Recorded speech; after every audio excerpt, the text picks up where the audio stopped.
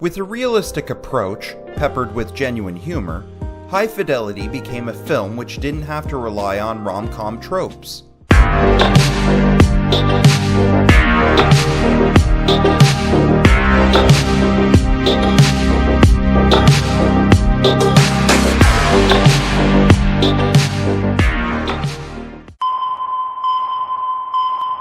Canada be damned. I'm going to the Klondike. The Klondike is Canada. Giorgio, you be doing just fine, brother. I'm no expert when it comes to chick flicks. If I were to try and define it, my definition would probably involve the usual stereotypes, like breaking a high-heel shoe and tumbling into the arms of a man. Those observations are easy, lazy, and in some cases, simply a facade. As far as I can tell, the good ones go beyond the superficial and get at something deeper, more personal, more realistic. And almost all of them are from the female perspective. I have no animosity about that. After all, I'm not exactly their target audience. But at the beginning of the millennium, a certain film came out which had a male lead, yet also, as far as my circles are concerned, appealed to women. That film is 2000's High Fidelity, and it speaks to love and relationships, as well as music of the late 20th century for any occasion, especially in the form of top fives. Okay, what are your all-time top 5 favorite records? I'm feeling kind of basic today. Top 5 side ones, track ones. Janie Jones, Clash, from The Clash. Let's Get It On, Marvin Gaye from Let's Get It On. Nirvana, Smells Like Teen Spirit off of Nevermind. Oh no, Rob, that's not obvious enough. Not at all. How about Point of No Return on Point of No Return? Louis, so you can get up... Shut up. Top 5 songs about death. Allure's Dad tribute list. Okay? Okay. Leader of the Pack. The guy fucking beefs it on his motorcycle and dies, right? Dead Man's Curve, Jan and Dean. Tell Laura I love her. That would bring the house down. Laura's mom could sing it. You know what I'd want? One Step Beyond by Madness. And you can't always get what you want. No, immediate disqualification because of its involvement with the Big Chill. Oh, God, you're right. Wreck of the Edmund Fitzgerald, Gordon Lightfoot. Bastard, that's so good. That should have been mine. High Fidelity drops us at the doorstep of a breakup between our lead Rob, played by John Cusack, and Laura, played by Eben Yaeli. I hope I'm saying that right. Rob's the one being dumped here, and he's definitely going through it. If you really wanted to mess me up, you should have got to me earlier! How come I got dumped? What? So shall we leave it at that? I've already left it. You pathetic rebound fuck! Now get your patchouli stink out of my store! Move it, lard ass! Dumb motherfucker. I don't know what happens now. Apart from you meet someone, you move in, she goes. You meet someone, you move in, she goes. Shut up, Mom! God damn, that's some cold shit. Who needs a drink? As Rob tries to recover from his breakup, he looks back on some of his former relationships to see what the common thread is, and what can be learned from them, all while running a vinyl record shop in Chicago with his 2 oddball employees, Barry and Dick, played by Jack Black and Todd Luizzo.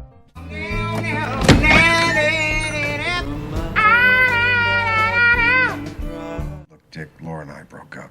She's gone, so if we ever see Barry again, maybe you can tell him that. Of course I will, Rob. I'll tell him next time I see him. Definitely. I've got some other stuff to tell him anyway, so it's no problem.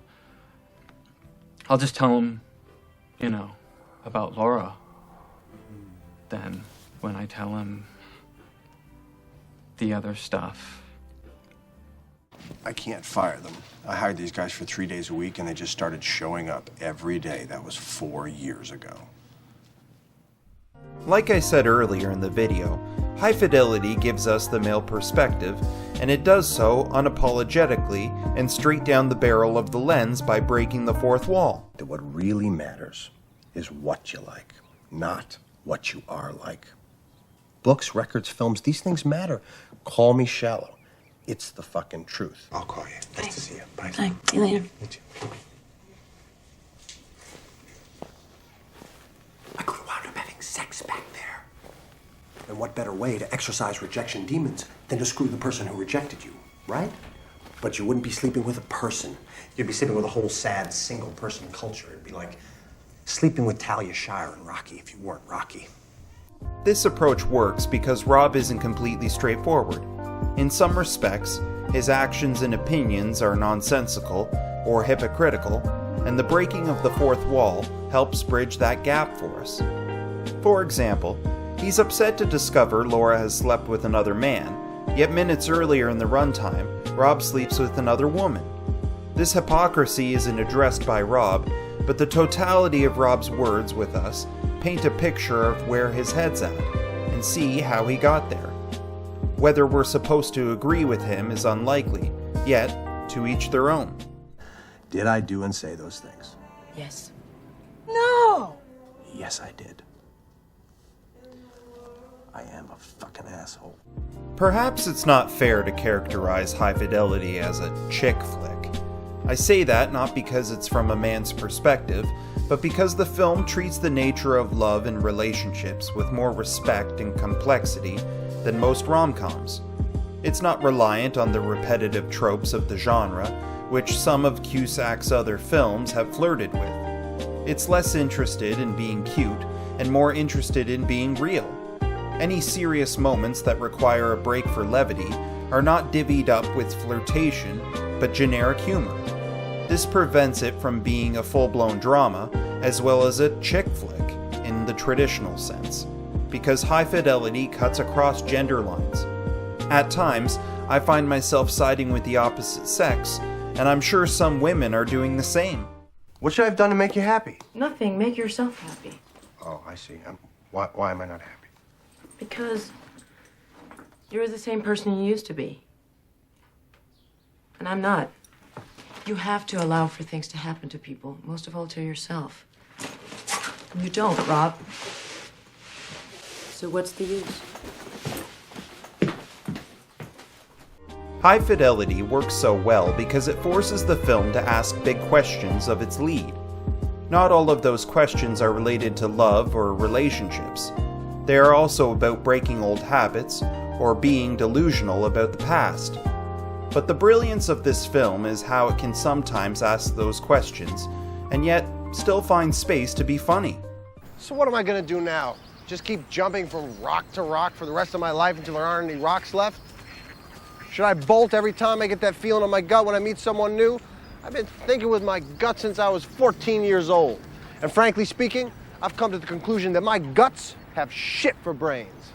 And when it needs to be real or sentimental, it doesn't conflict with the tone or rhythm of the film. She didn't make me miserable, or anxious, or ill at ease. You know, it sounds boring, but it wasn't. It wasn't spectacular either. It was just good. It's hard for me to imagine what this movie would look like if it were made today. Granted, they made the TV show, but given that it only had one season, I imagine you, like myself, never saw it. I ponder this question because of how much time has passed and how much the world has changed. Remember, this movie predates social media, dating apps, and 9/11. It came out when I was in high school, and as much as those of us who are millennials want to claim this movie as our own, forget it. It's clear that High Fidelity was made for Generation X, and it shows in its characters and their references. We can still enjoy it, and we may relate to it, but don't get it twisted. It was designed with latchkey kids in mind. Although dating in the 21st century has changed cosmetically, I'd like to think, looking back on this film, the basics have remained the same. And after 20 plus years, so is the quality of this film.